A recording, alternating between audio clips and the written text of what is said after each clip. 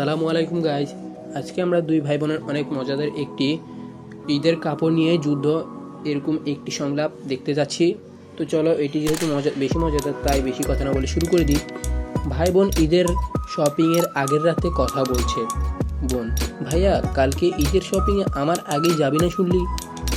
ভাই: আরে কেন, আমি ছেলে মানুষ, 2 মিনিটেই কাজ শেষ। বোন: 2 মিনিটে যদি তোর কাজ হয় তুই অনলাইনে ছবি দেখে অর্ডার দে। ভাই: আরে বোন, তুই তো কাপড় দেখবি, ছুঁবি, ঘুরবি, আবার বলবি এইটা ভালো না, ওটা সুন্দর না, আয়না কোথায়। বোন: আর তুই কিনবি প্রথম দোকান থেকেই, কারণ দোকানের আপুটা হাসছিল। ভাই: ওইটা ওইটা স্টাফ স্মাইল ছিল, আমি তো ভদ্রতা করছিলাম। বোন: তোর ওই ভদ্রতায় গত ঈদে সব বান্ধবী কমেন্ট দিচ্ছে, ওয়াও ভাইয়া, সো স্টাইলিশ।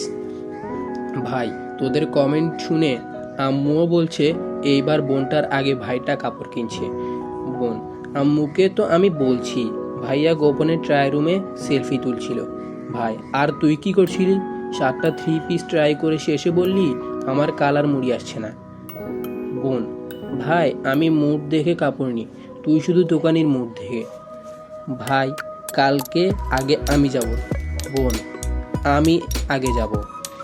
দুজন একসাথে: আম্মু, কে আগে যাবে? আবির্ভাব ঘটে মায়ের।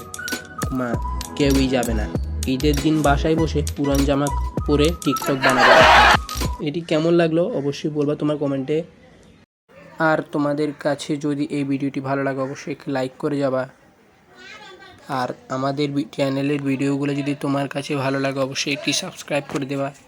আর এই ভিডিওটি তোমার বন্ধুদের মাঝে শেয়ার করে দিবা, যেন তারা এই ভিডিওর মাধ্যমে একটু বিনোদন পায়। তো আজকে আর বেশি কথা নয়। আসসালামু আলাইকুম, আল্লাহ হাফেজ।